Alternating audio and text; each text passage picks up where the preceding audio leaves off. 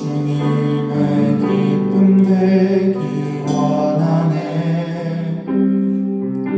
내 마음을 새롭게 하소서.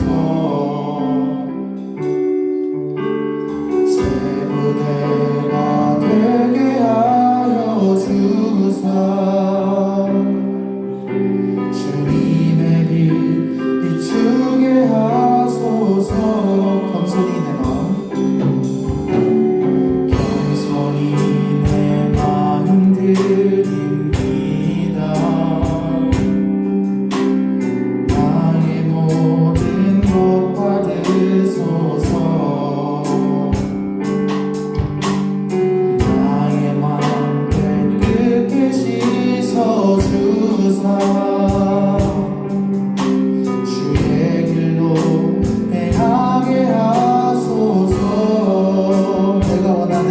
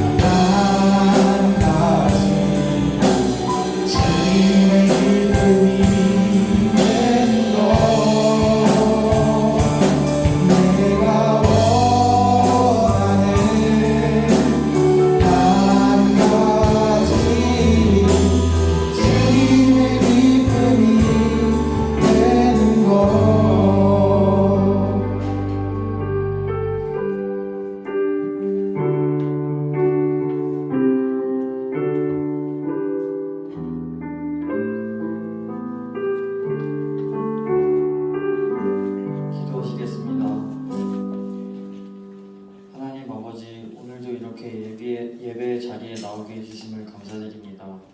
코로나로 인해 예전과는 조금 다른 분위기에서 예배드리는 친구들의 마음을 만져주시고 교회가 어색해지지 않게 해주세요.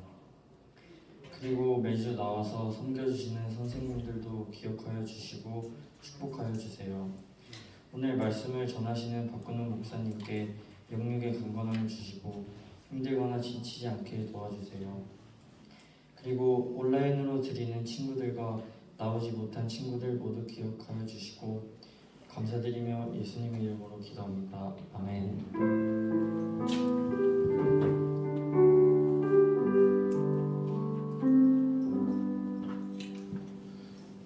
오늘 우리에게 주신 하나님의 말씀은 요한복음입니다. 요한복음 20장 19절부터 23절까지의 말씀입니다.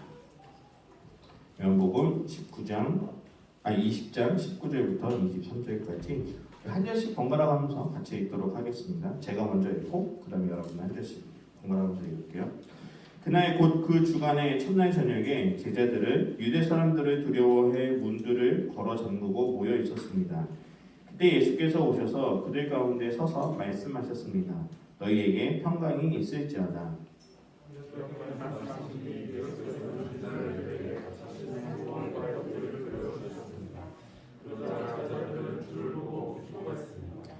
예수께서 제자들에게 이 말씀을 하시고 죄송합니다. 예수께서 제자들에게 다시 말씀하셨습니다. 너희에게 평강이 있을지어다. 아버지께서 나를 보내신 것처럼 나도 너희를 보낸다.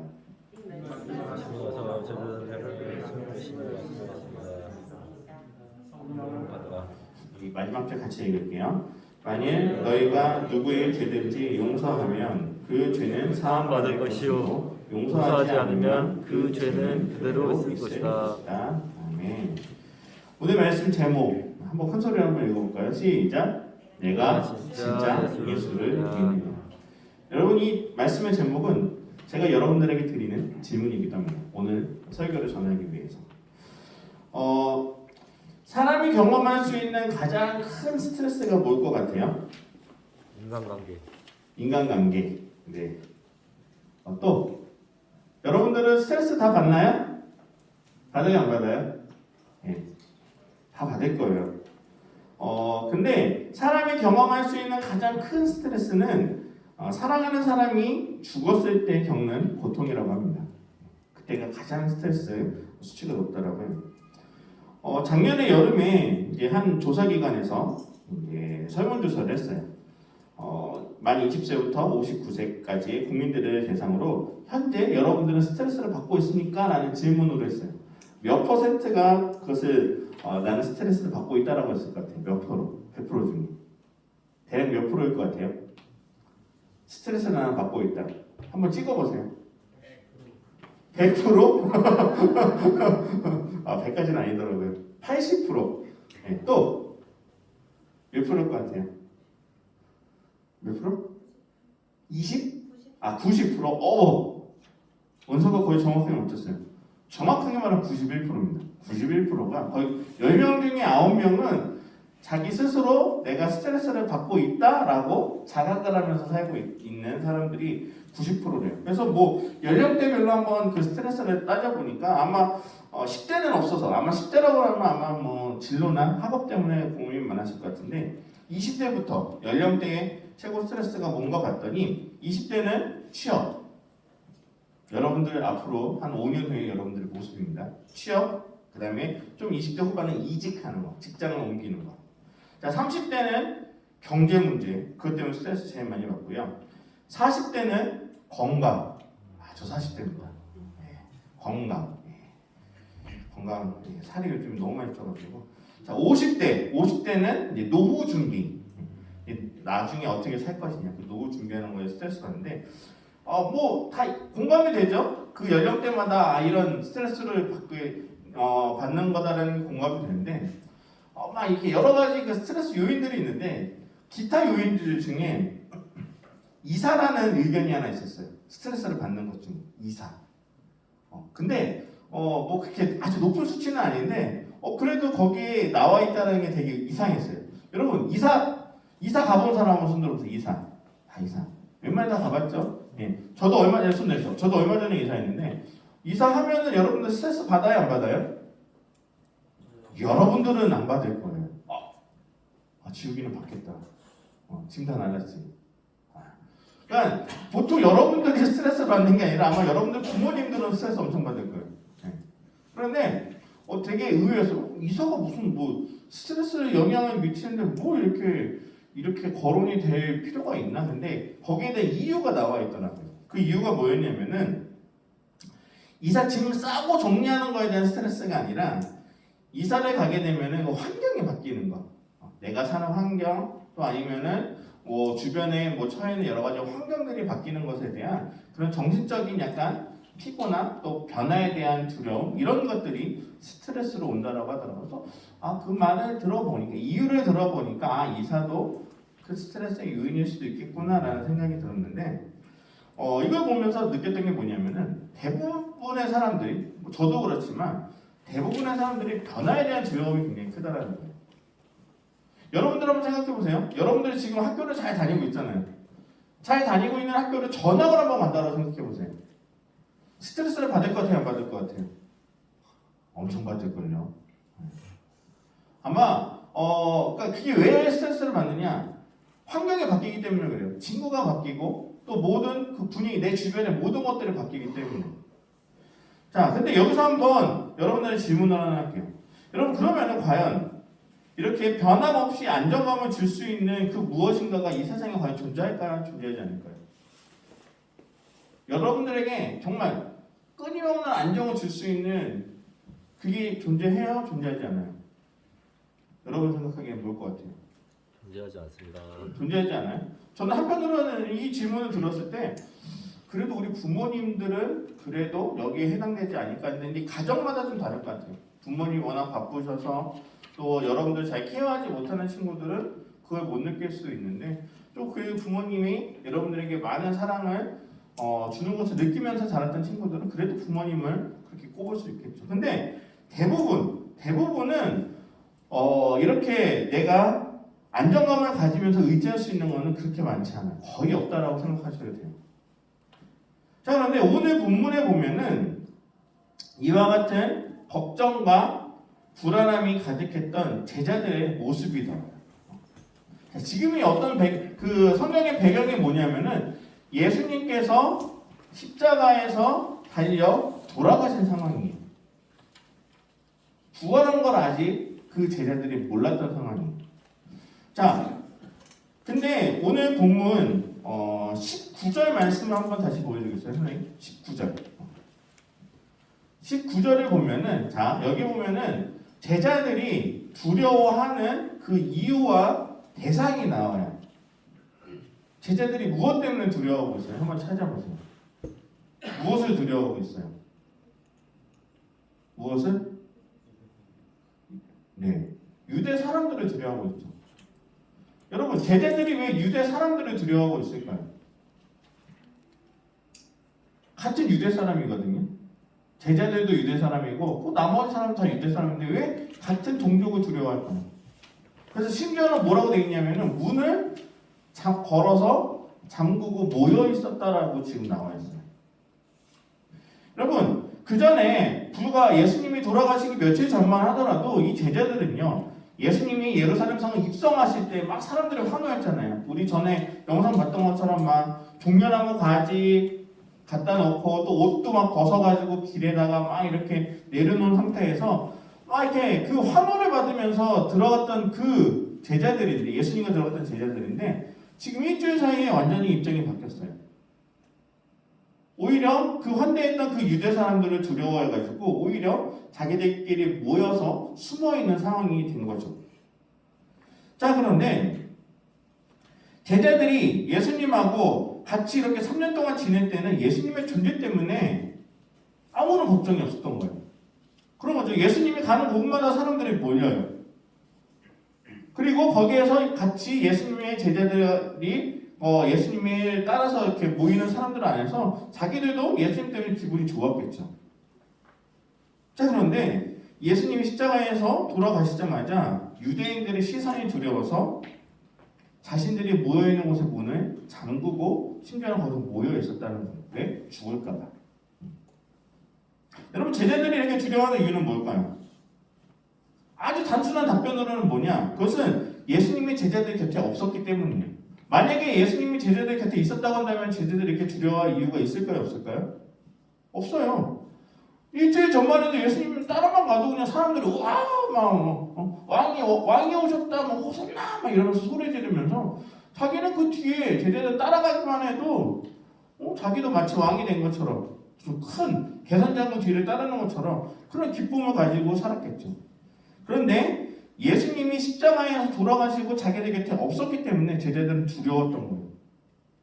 예수님처럼 자신들도 죽을까봐. 자, 그런데 이것만으로 모든 그 이유를 다 이해하기는 어려울 것 같아요. 보다도 다른 깊은 이유가 있는데 그것은 무엇이냐면은 바로 예수님이 제자들을 제대로 알지 못했기 때문에 두려운 거예요. 자, 여러분, 예수님은요 제자들에게 순환을 당하실 것에 대해서 이야기를 했어요, 안 했어요? 내가 고난을 당할 것이다라는 것을 제자들에게 미리 이야기를 했어요, 안 했어요? 다 했어요. 그것도 몇 번이나 얘기했냐? 3번이나 이야기했어요. 심지어는 죽었다가 다시 살아날 것을 3일 만에 다시 살아날 것에 대해서도 제자들에게 다 이야기했어요. 그런데 제자들은 그 예수님의 말씀을 기억했어요, 못했어요? 못했던 거예요. 그 말씀을 기억하지 못했기 때문에 제자들은 두려웠던 거예요. 만약에 예수님이 십자가에서 고난을 당하시지만 3일 만에 다시 살아나신다는 그 약속을 기억한다라고 한다면은 이렇게 두려워할 이유가 없었던 거죠. 여러분, 제자들은요 예수님을 따라다니는 것을 좋아했어요. 실제적으로. 왜냐? 원래 자신들의 직업은 대부분 어부 아니면 세리, 그 당시에 이렇게 존경받지 못했던 직업을 가졌던 사람들이었는데 예수님만 따라다녀도 마치 내가 엄청 위대한 사람이 된 것처럼 수많은 사람들의 관심을 받으니까 좋았겠죠. 자, 그런데 제자들이 그렇게 따라다니면서 3년 동안 살았지만 예수님을 제대로 알지는 못했던 거예요. 자, 예수님이 수많은 말씀을 하셨어요. 계속 3년 동안 제자들에게 말씀을 하셨는데 그 말씀에 대해서 제대로 그 말씀을 이해하지 못하고 자기가 원하는 대로 해석을 했다는 거죠. 여러분, 참 신기한 게 뭐냐면은 여러분들 다 이렇게 모여있잖아요. 제가 이렇게 설교를 하면서 여러분들한테 한 가지 주제를 가지고 이야기를 여러분들 전해도 나중에 오늘 설교에 대한 주제가 뭐예요? 라고 물어보면은 여러분들의 답이 똑같을까요? 다를까요? 똑같을 것 같아요? 다 다를 거예요. 다. 왜 다를까? 내가 듣는 대로, 내가 생각하는 대로만 제가 하는 설교를 이해하기 때문에 그래요. 사람들 다 똑같아요. 신기해요. 여러분들 학교에서 선생님들이 가르쳐주는 공부를 여러분들 배운다고 해도 다 달라요. 다 이해하는 게 다 다르고요. 받아들이는 게 다 달라요. 이유는 뭐냐? 내가 생각하는 대로, 내가 원하는 대로 그것을 해석해서 듣기 때문에 그래요. 제자들도 마찬가지였어요. 제자들에게 예수님이 얼마나 3년 동안 많은 이야기를 했겠어요. 그런데 제자들은 예수님이 말씀하신 것을 그대로 받아들인 것이 아니라 자기의 기준대로, 자기의 생각대로, 주관대로 그것을 예수님의 말씀을 해석해서 들었기 때문입니다. 그렇기 때문에 예수님이 하셨던 말씀, 순환을 당하시고 3일 만에 죽었다가 부활하실 것에 대한 그 메시지는 아예 생각도 안 하는 거예요. 설마 예수님이 죽겠어? 그런데 실제로 어떻게 됐어요? 예수님이 돌아가셨어요. 그러니까 제자들은 그 모든 흔히 말하는 멘붕이 온 거죠. 설마라고 했던 그 일이 일어나게 되니까, 전혀 생각하지도 않았던 일이 일어나게 되니까 이제 힘들어지게 된 거죠. 자, 그런데 예수님께서 제자들에게 나타나셨어요. 20절의 말씀 한번 보여주시겠어요? 20절. 나타나셨더니 제자들의 반응이 나와요. 재밌어요. 자, 제자들에게 나타나신 예수님이 어떻게 하셨냐? 자신의 손과 옆구리를 보여주셨습니다. 그러자 제자들이 어떻게 했어요? 주를 보고 기뻐했습니다라고 했어요. 여러분, 여기서 중요한 아주 키워드의 단어가 있어요. 그건 뭐냐? 그러자예요. 그러자. 자, 만약에 예수님이 자신의 손, 그러니까 못 박힌 손, 그거와 또 창에 찔린 옆구리를 보여주지 않았다고 한다면 제자들이 기뻐했을까요? 안 기뻐했을까요? 기뻐하지 않았겠죠. 그러니까 보여주고 나니까, 그 전에 나타나서 예수님이 나 예수다 이렇게 하는데도 제자들은 무엇을 원해요? 예수님이 십자가에 달려 돌아가셨을 때 그 상처, 못 박혔던 손과 옆구리를 보여달라 이거예요. 보여주고 나니까 그제서야 제자들이 주를 보고 기뻐했다라고 나와요. 여러분, 이게 바로 우리들의 모습이 아닐까요? 이게 바로 여러분들 정말 제가 질문할게요. 여러분들이 진짜 예수 믿으세요? 진짜 예수 믿어요? 보이지 않는 예수를 어떻게 믿어요? 봤어요? 근데 어떻게 믿을 거예요? 제자들은 똑같은 거예요. 여러분 심지어는 3년 동안 예수님과 제자들은 동고동락했던 시기예요. 밥도 같이 먹고요. 같이 잠도 자고 3년을 그렇게 다녔으면은 여러분들 한번 인간적으로 생각해 보세요. 목소리만 들어도 예수님이 누군지 알아야 되는 거 아니에요? 우리 고3 친구들 여러분 제가 그냥 뭐 전화로라도 여러분들 전화하면 여러분들 제 목소리 알아요 몰라요? 알 수 있을걸요?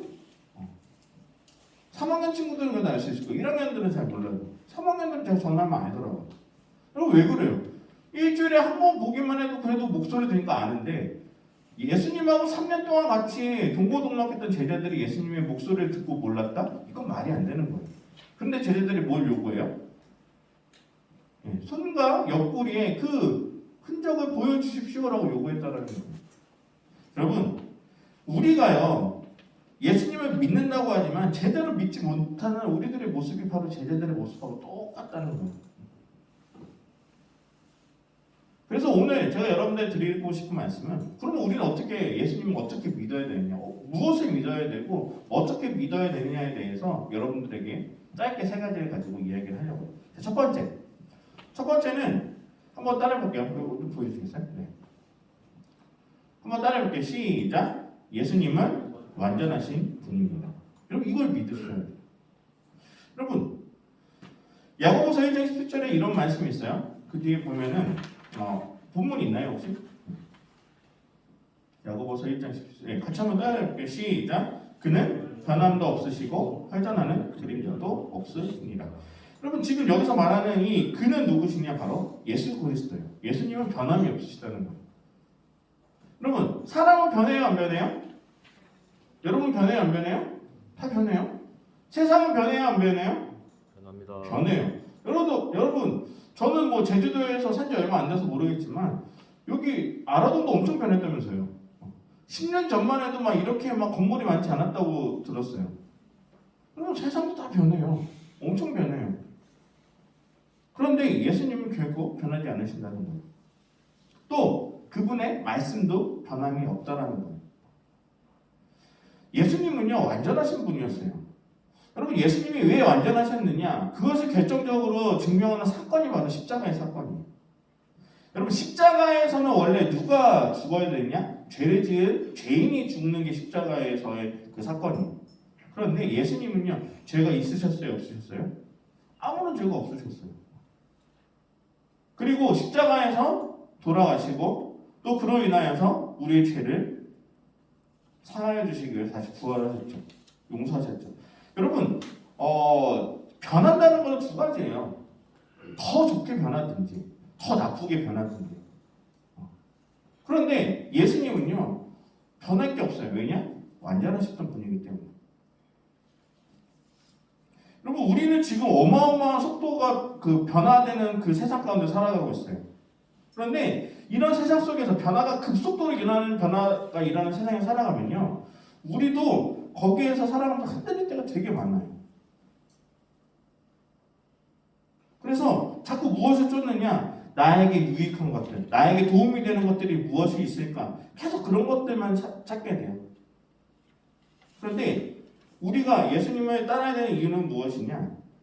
예수님은 완전하신 분이기 때문에 어떠한 상황 가운데서도 변함이 없다는 것이 가장 큰 중요한 거예요. 여러분들이 만약에 어떤 좋은 일이 생겼어요. 그럴 때는 어떤 마음이 들어요? 나 행복하다. 그런데 며칠 뒤에 안 좋은 일이 생겨요. 그럼 또 어떤 때 생각해요? 나 왜 이렇게 안 좋은 일이 생겼지? 나 왜 불행하지? 여러분 변화되는 상황이나 세상 가운데서 막 그것들 쫓아가다 보면은 우리 자체도 거기에서 흔들려요. 신앙도 흔들리고 모든 게 흔들려요. 가치관도 흔들려요. 그런데 예수님은요 그런 것에 전혀 영향을 받지 않으세요. 왜냐? 완전하신 분이기 때문에. 그렇기 때문에 우리는 예수님을 믿고 예수님을 의지해야 되는 거예요. 자, 두 번째 우리가 믿어야 될 내용은 뭐냐? 한번 따라해볼게요. 두 번째 보여주세요. 박수 한번 읽을게요. 시작. 하나님의 뜻은 변함이 없습니다. 여러분 하나님은요 그러니까 예수님 하나님의 말씀도 마찬가지고 하나님이 계획하신 것들은 모두 다 항상 지켜지는 모든 약속은 다 지키세요. 지난주에 제가 여호수아에 대한 이야기를 하면서 여호수아가 이제 가나안 땅에 들어가게 되는 그 이유 중에 하나가 뭐냐면은 누구의 약속을 지키기 위해서 그 일을 했다라고 혹시 기억나요? 여호수아에 대한 약속이 아니었어요. 그것은 처음에 누구의 약속을 지키기 위해서요? 이스라엘의 시조였던 아브라함과의 약속을 지키기 위해서 그 많은 세대, 한 거의 4,500년이 지난 이 세대에 그거를 통해서도 하나님은 약속을 반드시 지켜주셨던 거예요. 아브라함에게 약속하셨던 땅을 주겠고 또 많은 민족을 너에게 주겠다고 하셨던 그 약속을 지키기 위해서 하나님은 그 약속 때문에 모세와 여호수아까지 사용하시면서 그것을 계속 지키시죠. 여러분 예수님의 사건도 마찬가지예요. 우리의 죄를 용서해 주시기 위해서 하나님이 택하신 약속의 성취는 무엇이냐? 예수님을 십자가에서 죽게 하셨던 것이 바로 하나님의 계획이셨던 거예요. 여러분 만약에 사람이라고 한다면은 그 약속을 지키기 위해서 자신의 사랑하는 자녀를 희생하면서까지 그 약속을 지키게 하는 그런 부모가 있을까요? 그런 사람이 있을까요? 없죠. 근데 하나님은 자신의 독생자이신 예수 그리스도를 통해서 그 우리와의 그 약속을 지키기 위해서 그 독생자 예수 그리스도를 십자가에서 죽게 하셨던 거죠. 여러분 하나님의 뜻은 변함이 없어요. 예수님의 말씀도 변함이 없어요. 그렇기 때문에 우리는 그 예수님의 말씀을 의지하고 또 그 약속을 의지하면서 우리는 계속 예수님을 믿어야 되는 거예요. 우리는 연약할 수도 있어요. 또 실패할 수도 있어요. 또 때로는 부족할 수도 있어요. 그런데 하나님의 뜻 안에 있으면은 우리의 그런 연약함, 부족함 이런 것들 다 문제가 안 된다는 거예요. 여러분들이 향한 하나님의 뜻과 계획이 분명히 있을 거예요. 이 자리에 모여있는 한 사람 한 사람. 저도 마찬가지고요. 선생님들도 마찬가지고 여러분들 한 명 한 명에게 하나님이 가지고 있으신 뜻과 계획이 있는데 그것을 여러분들 믿으셔야 돼요. 내가 원하는 대로 지금 당장 이루어지지 않는 것 같아도 여러분들이 하나님을 의지하고 하나님을 믿는다고 한다면은 하나님의 계획하신 뜻대로 여러분들 정말 귀하게 쓰실 거예요. 그것을 믿으셔야 돼요. 자 그리고 마지막 세 번째로 우리에게 주시는 그 약속은 바로 이것입니다. 한번 읽어볼게요. 시작. 보이진 않지만 성령님을 우리에게 주셨습니다. 자 22절 말씀이에요. 22절 말씀 한번 보여주세요. 22절. 자, 이 말씀을 하시고 나서 제자들을 향해 숨을 내쉬며 말씀을 했습니다. 무엇을 받으라? 성령을 받으라. 여러분 예수님은요 부활하시고 나서 40일 이후에 다시 하늘로 올라가셨어요. 그 이후로 예수님을 직접적으로 우리는 만날 수가 없어요. 볼 수가 없어요. 저는요 제자들에게 딱 부러운 게 딱 한 가지 있어요. 예수님의 제자들한테. 그건 뭐냐면은 부활하신 예수님을 직접 본 게 솔직히 너무 부러워요. 자, 여러분들이 지금 이 자리에 있는데 이 앞에 예수님이 진짜 짠하고 나타나셔서 여러분들에게 나는 너희들이 믿고 있는 예수다라는 그런 음성을 들었다라고 한번 생각해 보세요. 여러분들이 평생을 살아가면서 예수님을 배반하는 일이 있을까요? 없을까요? 그래도 있어요? 여러분들이 만약에 진짜로 부활하셔서 살아나신 예수님을 직접 눈으로 만약에 목격하게 된다고 한다면 그러면서 예수님 야 이거 봐 너희들이 그 성경으로만 들었던 그 못자국 그 난 손이야 옆구리 보여주면서 이게 바로 너희들이 성경에서 읽었던 장자국이야 내가 예수야 이러면서 여러분들 앞에 나타난다고 한다면은 여러분들이 예수를 믿어야 안 믿어요? 믿을 수밖에 없죠.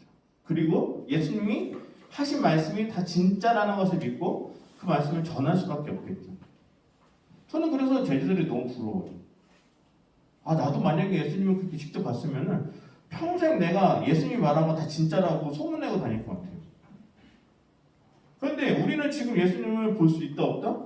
못 봐요. 그러니까 미치겠는 거죠. 그런데 목사님은 뭐라고 그래요? 믿으라고 그래요. 보지도 않는 거, 보이지도 않는 거, 본 적도 없는 거 자꾸 믿으라고 그래요. 여러분, 보이지 않는 걸 믿는 건 정말 미칠 만한 노릇이죠. 왜냐하면 요즘 과학 시대잖아요. 다 모든 게 객관적이어야 되고 내 눈에 보여야 돼요. 예측이 가능해야 돼요. 논리적이어야 돼요. 성경은 안 그렇거든요. 내 모든 논리와 모든 생각을 다 초월하는 이야기예요. 그런데 그럼에도 불구하고 2000년이 넘게 수많은 사람들이 예수를 믿는 이유가 있어요. 그 이유는 무엇이냐? 성령님 때문에 그래요. 성령님이 우리 눈에 보여요, 안 보여요? 이분도 안 보여요. 예수님도 안 보이는데 성령님도 안 보여요. 그런데 성령님이 지금도 이 자리에 계실까요, 안 계실까요? 계세요? 어떻게 알아요? 어떻게 알아요? 이렇게 하면 또 목사님 왜 그래요? 이런 말이 될 텐데 계세요. 성령님은요 눈에 보이진 않지만 지금 이 자리에도 함께 계시고 여러분들 마음 가운데도 계세요. 예수를 주로 고백하는 모든 사람에게는 성령님이 함께 하세요.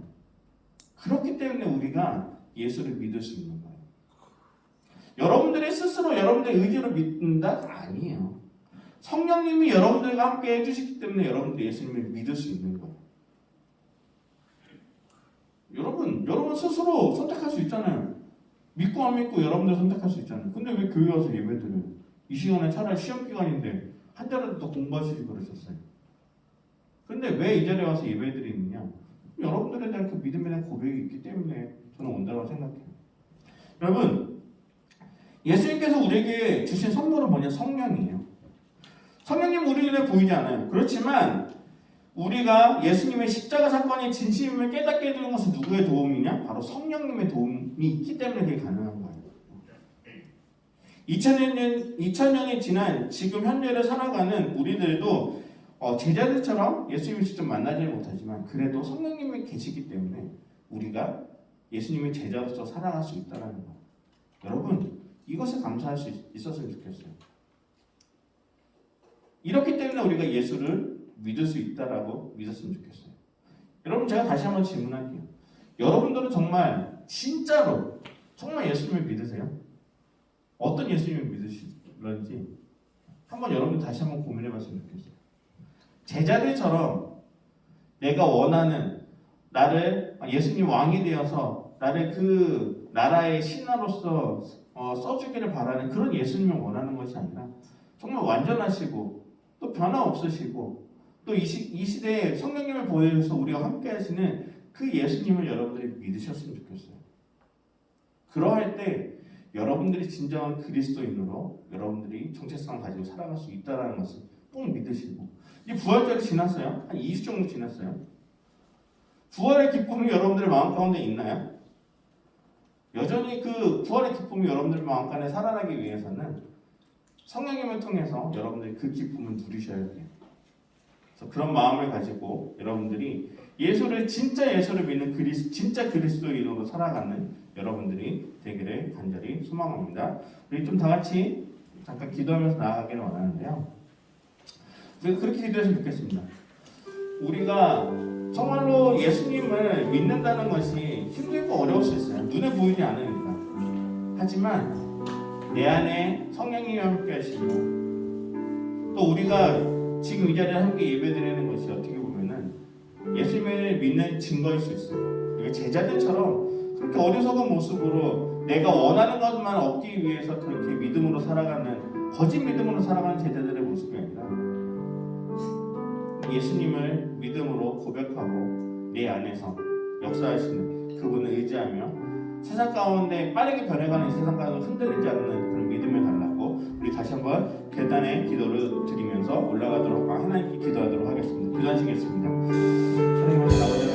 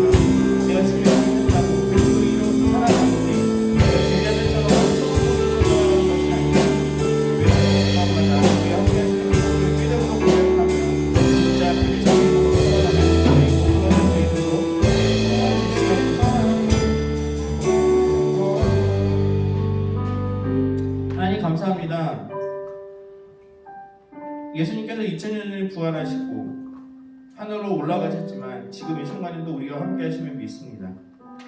성령님을 통하여서 우리 마음 가운데 함께 하시고 또 이 예배 가운데도 함께 하시고 우리가 거하는 모든 삶의 현장 가운데 학교나 집이나 또 학원이나 그 어느 곳에서든지 우리가 함께 하심을 믿습니다. 우리가 제자들처럼 예수님의 그 고난의 증거를 바라보며 예수님을 믿는다라고 고백하는 것이 아니라 보이지는 않지만 우리와 함께 하셨던 그 예수님을 믿음으로 고백하시며 우리가 흔들리지 않는 이 세상 가운데 그 어떤 유혹이 온다 하더라도 내가 세상을 의지하는 것이 아니라 예수님만을 바라보며 주님을 향해 나아갈 수 있는 저희 모두가 될 수 있도록 도와주시옵소서. 함께 하실 것을 믿사오며 예수님의 이름으로 기도드립니다. 아멘. 우리 다 같이 일어나셔서 준비하신 헌금을 하나님께 올려드리도록 하겠습니다.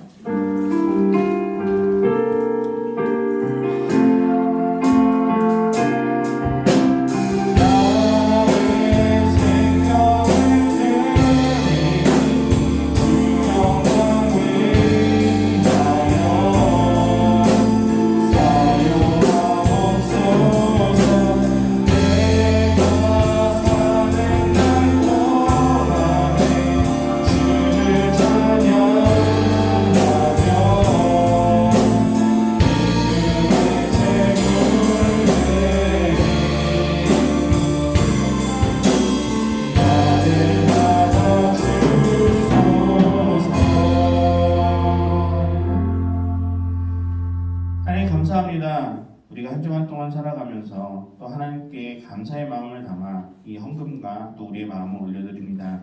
우리가 드린 이 헌금을 기뻐 받아주시고 또 우리의 마음 가운데 하나님에 대한 그 은혜와 감사를 더욱더 고백하는 저희 모두가 되게 도와주시옵소서. 하나님 이제 시험이 얼마 남지 않았습니다. 우리가 시험을 준비하며 매주 바쁘게 또 시간을 보내고 있는데 하나님 시험이 우리의 모든 우선순위가 되는 것이 아니라 그 시험을 준비하면서 매 순간순간마다 나에게 함께 하시고 나에게 지혜를 주시는 그 하나님을 더욱더 의지하며 기도로 우리가 매일매일 살아가는 저희 모든 고등부의 학생들과 우리 모든 선생님들이 될 수 있도록 도와주시옵소서. 우리가 그런 믿음으로 고백할 때 우리 가운데 더 큰 하나님의 놀라운 섭리와 또 뜻을 우리가 발견할 것을 믿습니다. 이 한 주간 그런 은혜를 경험할 수 있는 저희 모두가 되게 도와주시옵소서. 함께 하실 것을 믿사오며 예수님의 이름으로 기도드립니다. 아멘. 우리 파송의 찬양 함께 드리도록 하겠습니다.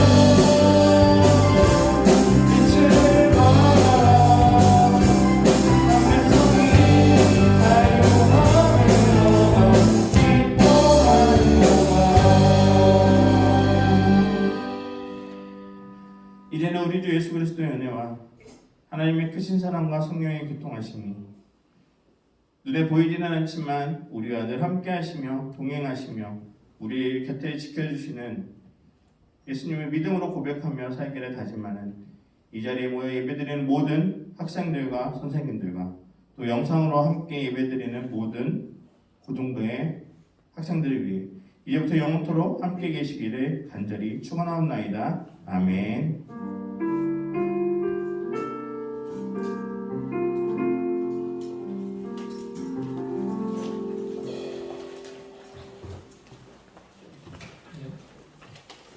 한 주간 잘 지내셨나요?